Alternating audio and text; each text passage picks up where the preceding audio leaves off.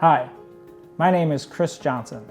I am a sake samurai, known as the Sake Ninja, and I've been working with sake for over 20 years. My name is Timothy Sullivan, and I'm a sake educator and a sake samurai located in New York City, New York. I am Monica Samuels. I am the Vice President of Sake and Spirits for Vine Connections. What is sake? Sake is a fermented beverage made from rice. We utilize yeast, water, and koji. Thinking about how to define sake, I always like to say that it's built like a beer but drinks like a wine. You may be asking yourself what a sake samurai is. Now, the Sake Samurai title is actually given out by the Japan Sake Brewers Association, and it really recognizes people in Japan and outside of Japan who are doing work to promote the Japanese sake industry. Cherry blossoms are a symbol of Japan and are often given to other countries to share their beauty. To the rice farmers, the sakura, or cherry blossoms, really represented the beginning of spring because they bloom just about the same time when they prepare the rice fields and sow the fields to plant the rice that will later become sake. Now, if you get a chance to visit Japan, touring a sake brewery is something that will surely be a highlight of your trip. The local tourism office is a great place to start. You can ask them if they have any breweries in the area that have guided tours. It's a wonderful way to get closer to sake and see how sake is made. I've chosen Dewazakura Oka, or cherry bouquet, and for some of you, Dewazakura Sarasara Nigori. The Sarasara is the exact same sake, just with a little bit of sake leaves inside, changing the texture, and this is what we call a nama sake, so never been pasteurized, bright, light, and clean. The cherry bouquet, amazing with Comté cheese. The nigori, a little bit fresher, brighter, so try these with springtime oysters. Beautiful combination. To start off, the cherry bouquet. Wow, it's just so floral. You can imagine smelling it just in the glass that you are literally sitting underneath the beautiful cherry blossoms right there in DC. White lily flowers, strawberry flowers, almost Asian pear on the nose.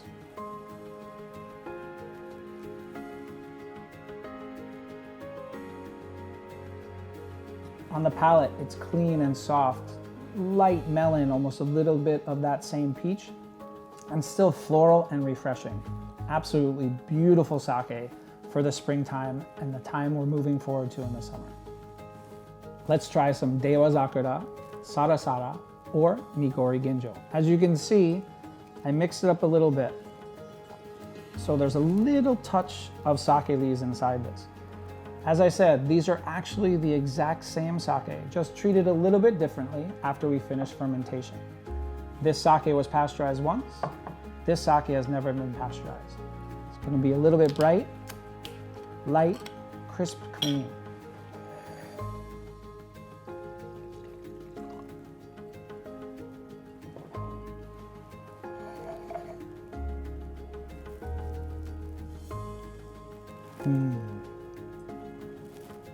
On the nose, you can smell the same floral notes that you get with the cherry bouquet.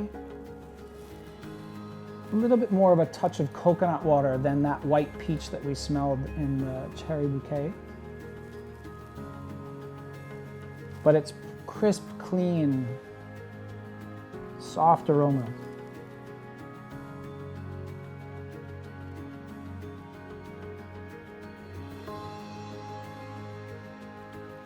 Wow, that's absolutely delicious. The texture with a little bit of added leaves really rounds on the palate.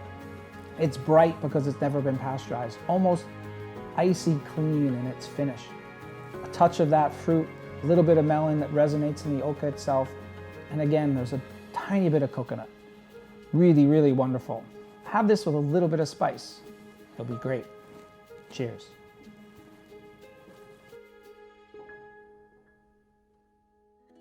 This is called Hakkaisan Junmai Ginjo.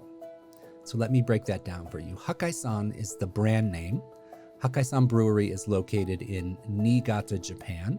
That's on the Sea of Japan side of the main island. And this brewery is about 90 minutes by bullet train from Tokyo. Hakkaisan is a very well-known brewery in Japan. And the region where they're located, Niigata, is known as Yukiguni. That means snow country. It's part of the Japanese Alps, and they're very famous for getting extremely deep snow in the winter. In the winter months, the snow can be 3, 4, 5, even 6 or 7 feet deep at any one time.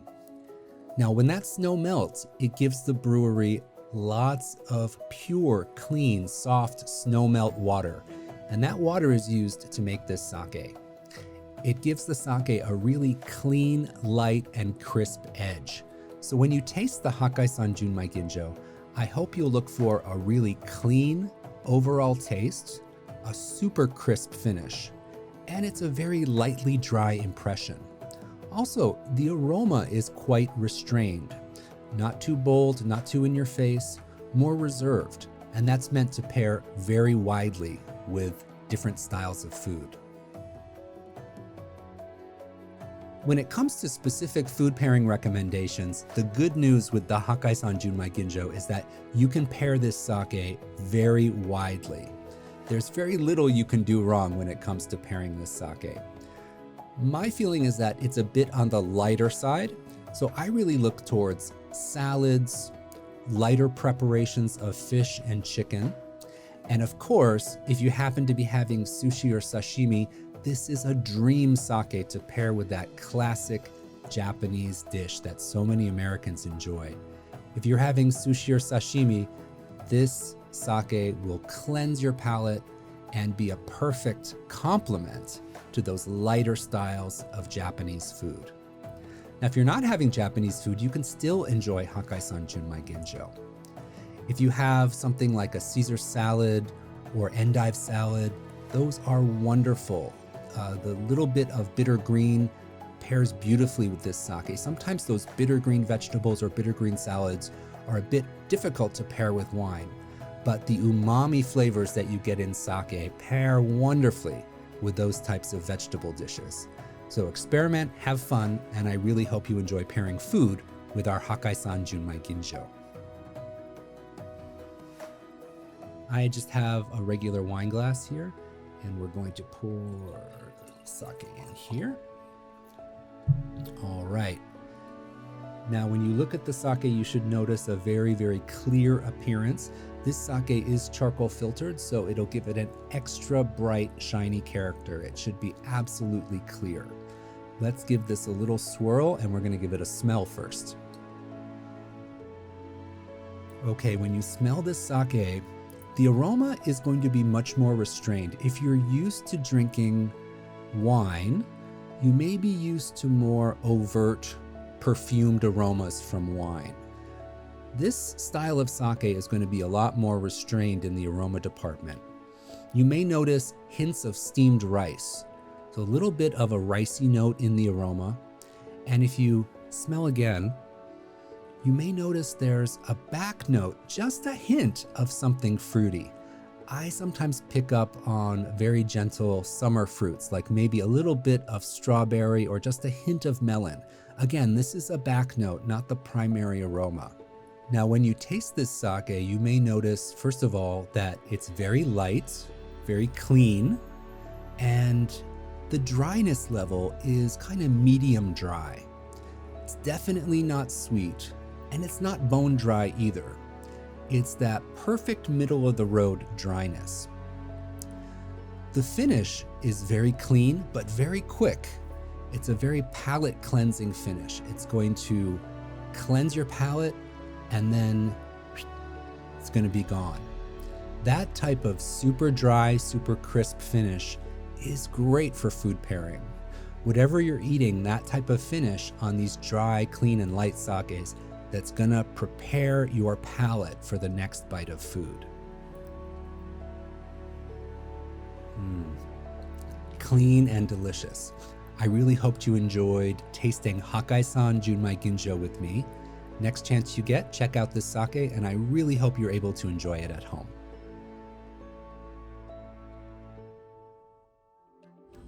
This is the Rihaku Wandering Poet. You're probably drinking out of a 300 milliliter at home. So Rihaku is a sake producer located in Shimane Prefecture. So Shimane is southwest on the mainland of Japan. There are 47 prefectures in Japan, and Rihaku is in Shimane, which is the second least populated prefecture.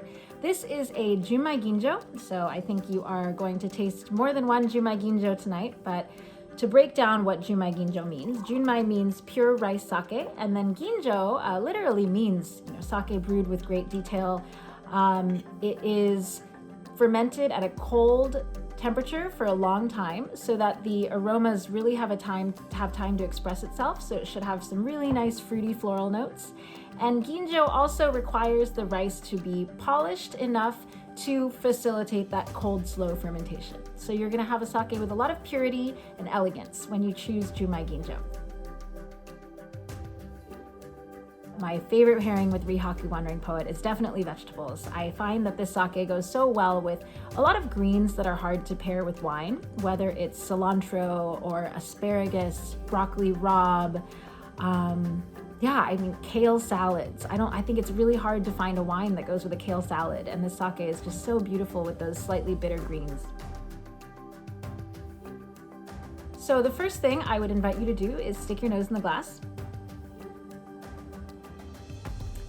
Banana is a very common aroma when you enjoy sake, and I find that this has a beautiful, lush green banana, almost a plantain note, and very green in general. So thinking back to those springtime vegetables that we're so looking forward to, I get lemongrass, aloe vera, just really bright, fresh green scents.